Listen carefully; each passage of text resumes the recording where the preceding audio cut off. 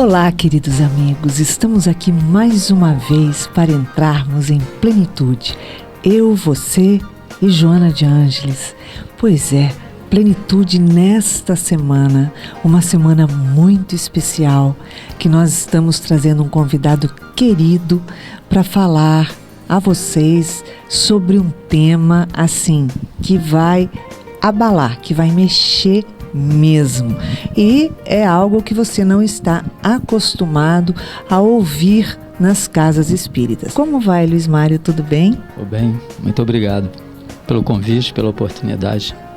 Que bom, é um prazer imenso. Dr. Luiz Mário, ele é médico psiquiatra, neurologista, assim, ele é um monte de coisa, vamos colocar assim. Mas o que nós vamos falar desse monte de coisa é do curso que ele está dando no Seja Barra, curso de férias que começou neste sábado e vai terminar no dia 13 de fevereiro. Este curso de férias fala sobre a história do cristianismo e está sendo transmitido ao vivo pela TV FEB, canal 14 também, tá? Está assim lotado, bombando. Luiz Mário, diz uma coisa, quando a gente fala sobre a história do cristianismo, né? As pessoas não costumam ouvir sobre esse tema dentro das casas espíritas. Ouve assim aquelas partes pingadinhas do Evangelho e a história se resume toda ali. Fala um pouco sobre isso para os nossos ouvintes. Em verdade, né, o esforço do Seja em apresentar essa temática, eu acho muito oportuno, por um grande motivo. O espiritismo ele é considerado pelos próprios espíritos, e nós crescemos como doutrina dentro dessa visão de que o espiritismo é a visão, é o cristianismo redivivo. Isso tem um significado muito grande. Então, como o espiritismo pode ser o cristianismo redivivo se nós não entendermos o que é o que significa ser um cristão em suas origens, em suas bases, né? Então nós vamos ver Kardec, né, escrevendo o Evangelho segundo o Espiritismo, tirando, né, acrescentando ao Espiritismo uma dimensão religiosa, além da filosófica e científica, né, colorindo o Espiritismo de um sentido profundamente espiritual dentro da tradição cristã e ocidental. E a gente poderia dizer até oriental, cristã também. Mas a gente só entende isso quando a gente entende a história do cristianismo como um todo. E mais, nós vamos ver o esforço de Emmanuel, um dos maiores exegetas e hermeneutas do Evangelho, através da mediunidade do Chico, falando sobre passagens dos Evangelhos, das cartas de Paulo, nos famosos livros, naquela tétrade de livros, o Fonte Viva, Caminho, Verdade e Vida, qual o outro? São mais Pão Nosso e tem o quarto livro, eu frequentou os meus cultos todos.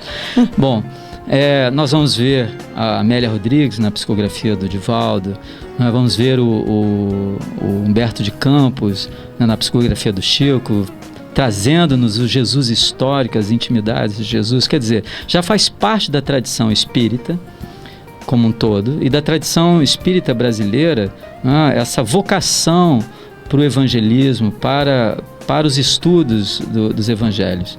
E eles narram as intimidades e os fatos históricos, né?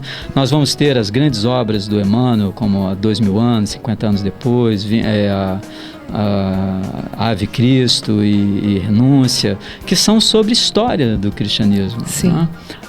A Caminho da Luz, né, que narra a história, né, da humanidade no planeta e a vinda do Cristo e a modelagem da cultura mundial e especificamente ocidental pelo pensamento de Jesus. Então esse curso eu entendo que seja oportuno, e eu nunca ouvi em outras casas espíritas, porque a gente tenta resgatar os fundamentos do cristianismo, os valores principais, para entendermos o que é a originalidade da mensagem espírita, né? Voltando no tempo. Eu estava ali assistindo pela TV FEB Canal 14, agora à tarde, você estava explicando sobre o símbolo da cruz. Por que a cruz? Qual é o significado da cruz? A trave que prendeu os braços e a mão do Senhor, ela representa a transitoriedade do mundo, né? E a trave vertical, ela representa o esforço de ascese do homem, né, em direção aos céus, e a possibilidade da descida da consciência divina ao mundo, né? Então é nesse encontro entre o transitório da horizontalidade com a transcendência do metafísico, do espírito, é que se dá a oportunidade da iluminação e da santificação do homem, onde nós superamos a nossa humanidade e reaparecemos num processo, né, de renovação e de ressurreição, a vida, superando a efemeridade da morte. Você falou uma passagem assim fantástica. Você disse que aquela frase que todo mundo costuma dizer, né? Ninguém voltou para contar. Você falou isso. Tá vendo como eu estava assistindo? Você estava assistindo mesmo.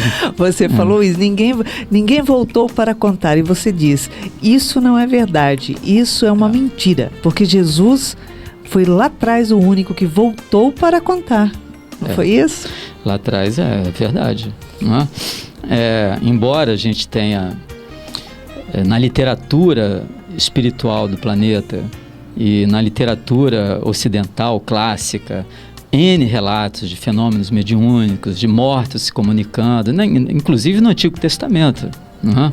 Jesus mesmo fala com Moisés e com Elias, e eles estavam desencarnados, obviamente. Como né? É que se explica? Não né? estavam dormindo, estavam vivos e conversando com o Senhor, né? E sabiam sobre si mesmos, e Jesus sabia identificá-los, né?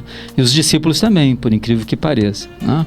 São questões que a gente poderia comentar aqui, mas a meu comentário lá no salão foi de que, porque eu já fui enfrentado assim por alguns companheiros de outros entendimentos cristãos, que nós não somos cristãos e que ninguém voltou para falar, entendeu? Mas Jesus voltou para falar, não é? Ele voltou dos mortos, não é? Ele é a ideia central do cristianismo, uma das ideias centrais, talvez a mais vigorosa, é exatamente essa vitória da vida sobre a morte, né? De que a nossa vida humana, a nossa vida corporal, ela é transitória, e a nossa vida espiritual, ela é eterna.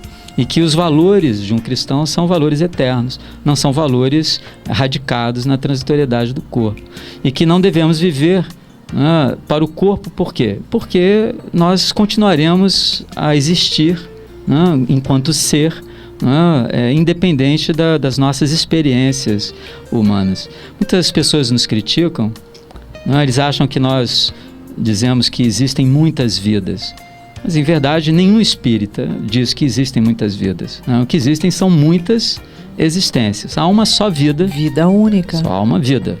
Mas as existências são múltiplas. Zoe, a palavra grega para vida espiritual, transcendental, é diferente de bios. E é algo que tem que se identificar no Evangelho. Quando o Senhor fala de bios, quando o Senhor fala de zoe, né, da vida espiritual, da vida do espírito e da vida do corpo, né? Assim como ele fala muitas vezes, sempre é traduzido como tempo, a gente tem que entender que às vezes ele está falando de kairos, e em grego você identifica o que ele está falando, e às vezes ele está falando de cronos. Cronos é o tempo do bios, é o tempo do soma, do corpo, né? Mas kairos é o tempo, né, de zoe, de uma vida né, do pneuma, do espírito. São coisas completamente diferentes, que a gente perde muito nas traduções, e isso vem dificultando muito o entendimento ao longo dos séculos do que qual era a mensagem essencial, né, de Jesus em relação a uma experiência transcendental de si mesmo e da própria vida. Jesus falava o aramaico, não é isso? Era a língua mãe dele, né? Isso, ou seja, a tradução do aramaico para o hebraico, grego, até chegar em outras línguas, quer dizer, há uma mudança, uma mescla muito grande dependendo de onde a pessoa for pegar a tradução, não é isso? Tem uma expressão italiana que eles dizem assim, tradutore e traditore, né? O tradutor é um traidor, né? Quando o pensamento é traduzido em palavras, já é uma traição. Quando traduzimos um pensamento de uma determinada cultura, num determinado tempo, com determinados valores, naquela cultura, naquelas circunstâncias, né, para os nossos tempos, isso sempre vai gerar algum problema. Então, daí que nasce a necessidade de você ter boas traduções. E o Haroldo Dutra e a FEB, né, têm feito esse esforço maravilhoso de fazer a tradução do cânon cristão, dos 27 livros do cristianismo, que eu acho que eu entendo que seja um momento muito significativo que o Espiritismo esteja vivendo, porque o Evangelho segundo o Espiritismo é um livro seminal, mas ele não esgota as nossas fontes de estudo sobre a nossa própria identidade espiritual como cristãos. Nós, como cristãos espíritas, devemos ter uma compreensão profunda de toda a literatura que fundamentou o pensamento e as vivências cristãs através dos séculos, que gerou tantas escolas, né, de entendimento cristão, e que a nossa é uma herdeira disso, né? Então, Jesus falava aramaico, que é a língua máter dele, mas ele falava grego também, né? Jesus lia em hebraico, muito provavelmente, e a gente sabe que ele deveria ler em grego porque ele lê na sinagoga. As sinagogas da época dele, né, tinham os pergaminhos escritos, e os papiros, né, todos, a Torá, a Tanakh, ela estava já escrita em grego, por causa da diáspora, né? Algumas sinagogas ainda tinham hebraico, mas o hebraico já não era mais falado há 300 anos na época de Jesus. Caramba! Então, os povos semitas ali falavam aramaico. Mas como, por causa da Rota da Seda, das rotas comerciais, ali no fundo da bacia do Mediterrâneo, né, aquilo foi uma dominação grega por praticamente 300 anos. Há 70 anos, os romanos estavam lá quando Jesus começou a sua vida pública, praticamente. Então, Jesus obviamente falava grego, porque ele vivia na Galileia, que era exatamente ali do lado da Decápolis, onde havia muitas cidades gregas, e o Reino do Norte, no passado, era muito diferente do Reino do Sul, de Judá. Então existem muitas implicações históricas que apontam definitivamente para uma expressão, né, de um idioma grego que Jesus dominava, né, porque ele lia, porque eles liam a Septuaginta. Todos os discípulos de Jesus, quando citam o Antigo Testamento, eles não citam o Antigo Testamento em hebraico, eles citam a tradução em grego, a Septuaginta, que foi traduzida 200 anos antes de Jesus, quando os gregos dominavam a região. Então, Jesus, ele está num caldo cultural imenso ali, e ele sabe se comunicar com as pessoas, né? E os evangelhos foram escritos em grego, né? Assim como as cartas de Paulo e todos os 27 livros do cristianismo, né? Que são o nosso norte espiritual.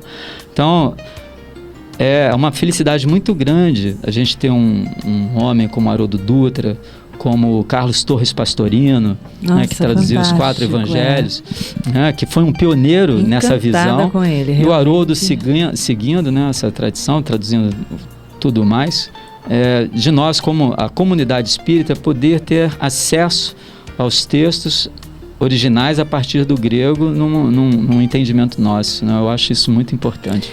Divaldo Franco conta que ele teve um encontro com um pastorino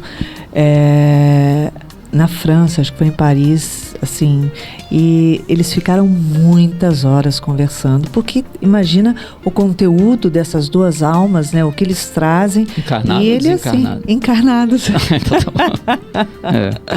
Né, há muito tempo isso. Então ele fala que foi assim, realmente um encanto na vida dele, que ele passou. Agora, esse curso que você está dando no SEJA, né? A história do cristianismo. Na verdade, é um passeio de um mês, mais ou menos, né? 5 sábados. Né? 5 sábados pela história. Ou seja, cada tarde de sábado, você vai estendendo um pouquinho esse passeio na história. Mas, na verdade, para se estudar o Evangelho, a história do cristianismo, a gente precisa de uma encarnação inteira, não precisa, não? São muitos detalhes. Estudar a história é algo que você domina em mais ou menos uns 6 anos, 10 anos. Se você quiser se tornar um especialista, você vai ter que ler mais. Eu não sou um especialista e nem sou um historiador. Mas você é um estudioso. Mas eu quero entender as minhas raízes. Eu quero entender de onde vem tudo isso. Eu quero entender o que significa ser um cristão, não é, redivivo. Não é? Sim. Porque em algum ponto, quando essa expressão surge no Espiritismo, o Espiritismo passa a ser uma reforma do cristianismo, de certa forma. Assim como foi a reforma, assim como houve a contra-reforma da Igreja. Né? O Espiritismo é uma doutrina que surge no século XIX, né? Em pleno cientificismo, né? O positivismo europeu do Comte, onde a ciência se divorcia, né, definitivamente. É um divórcio lento. Sabe aquelas brigas de marido e mulher que demora, o casamento que demora a acabar? Entendeu? Então, foi assim o distanciamento do pensamento racional, científico, do pensamento filosófico, religioso. Foi desde Galileu, Copérnico, depois Galileu, Newton, a gente pega Descartes, aí vem, e a revolução científica, a revolução tecnológica, século XIX, diz, Deus está morto. A filosofia, de Nietzsche diz assim, Deus está morto. Há uma morte de um Deus que para a razão humana do século XIX não era mais cabível. Então há uma outra morte. O Laplace disse para Napoleão, quando apresentou a obra dele, Napoleão perguntou a Laplace, onde está Deus na sua obra, Messias Laplace? Ele diz assim, eu não precisei dessa hipótese. Essa expressão de Laplace, no século XIX, mostra a rudeza, a dificuldade que era você ser um homem espiritual ainda no século XIX, se você fosse culto, se você fosse um homem ancorado nas mudanças da sociedade, depois do Renascimento, depois do Iluminismo, era muito difícil. Então Kardec enfrentou tudo isso. O Espiritismo ele é uma possibilidade de uma experiência da fé, de uma experiência do espírito, uma experiência transcendente, né, num mundo que se diz científico. O modelo da verdade é a ciência.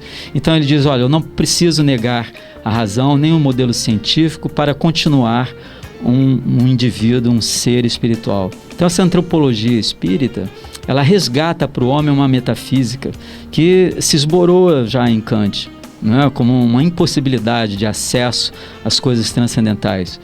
O Espiritismo diz que é possível, e é possível dentro da via cristã, que você pode ser um homem de ciência e pode ser um cristão. E isso hoje está voltando, porque todo esse pensamento materialista, típico do século XIX até meados do século XX, vem caindo por terra com uma nova física, uma nova mecânica, né, que entende o universo mais pela probabilidade do que pela exatidão. Estão aí na descoberta de que existe algo muito maior e que eles estão chegando a um ponto de fazer essa travessia, né? É verdade. Porque chega um momento que já não tem mais para onde ir. Eu acho que já esgotaram tudo que havia. Então, a existência do Pai, que existe um Criador para tudo isso e que tudo foi planejado assim detalhadamente para que se encaixasse, e o fato de Jesus ter vindo governar, cuidar, ajudar a construção desse planeta, vai ser, assim, obrigado, né? Ou vamos colocar assim, as pessoas que não aceitam vão ser obrigadas a aceitar, porque ela não vai ter por onde escapar mais, não é isso? É verdade. Eu sempre gosto de pensar em Jesus como os cristãos primitivos o pensavam. No cristianismo antigo, Jesus era o cosmocrator. Sempre que você vira uma imagem de Jesus com um globo na mão, ali está sendo representado aquele que governa o mundo. A questão é a noção que as pessoas tinham de mundo na época. Não é? O mundo para as pessoas era a Terra, porque era o centro do universo. E o que era o universo para eles? Não é? Então, quando você vê o modelo ptolomaico do universo, ele é bem restrito. Não é? Hoje, com a visão que nós temos, e eu tenho muito cuidado com isso, sabe por quê? Porque a nossa tradição espírita coloca Jesus como governador da Terra. Eu acho isso muito interessante porque a Terra é tão preciosa, Iraci, é tão maravilhosa, né? O nosso planeta azul, essa imensidão desse espaço, né? De um universo absurdamente imenso, incomensuravelmente grande, tão cheia de vida, de tantas formas de vida. Nós somos tão afortunados. Imagina, num universo tão grande, nós estamos na mesma galáxia. Estamos no mesmo sistema planetário, estamos no mesmo planeta, ainda bem que tem vida, né? Estamos no mesmo país, na mesma cidade, na mesma sala. Isso não pode ser uma coincidência simples, não pode ser, você pode pensar assim, mas em verdade a Terra é muito rara, né? A vida complexa, a vida simples parece ser comum no universo, estamos entendendo dessa maneira. A vida complexa, biológica, já é uma coisa mais rara. Então nós somos muito preciosos. Jesus é o artífice disso diante daquilo que os Espíritos falam. Mas quando você amplia essa visão do cosmocrata, se Jesus é um cosmocrata, ele é muito mais do que um governador do planeta Terra, não é? Porque o universo não tem tempo suficiente para um espírito da natureza dele, não é? Estar aqui para erigir, construir, supervisionar, conduzir todas essas almas que existem aqui e manter a vida como é ela aqui, tanto como Bios como Zoe. Mas antes desse universo, a própria tempo de existência do universo, não é, indica, e é uma hipótese que eu coloco para todos refletirem, é que Jesus já era quem ele é antes do Big Bang, antes do nosso universo existir. Ele já estava no seio de Deus e se expressando nesse cosmos que hoje é tão grande para a gente, mas que ele é tão detalhista, tão doce, que criou esse oásis no universo para a gente existir e buscar Deus. Um estalar de dedos para que chegar, né? Não, com certeza. Hoje tem o princípio antrópico, né? Parece que o nosso universo está todo ajustado para que exista vida consciente, inteligente, consciente e autoconsciente. Sim.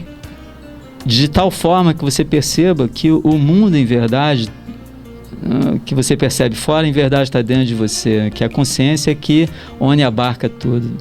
Não é isso? É isso mesmo, é isso mesmo. Nós estamos indo agora para um pequeno intervalo, Luiz Mário, e nós voltamos já já. Não saia daí que nós vamos falar um pouquinho mais e sobre um tema delicioso no segundo bloco, que é sobre os evangelhos originais.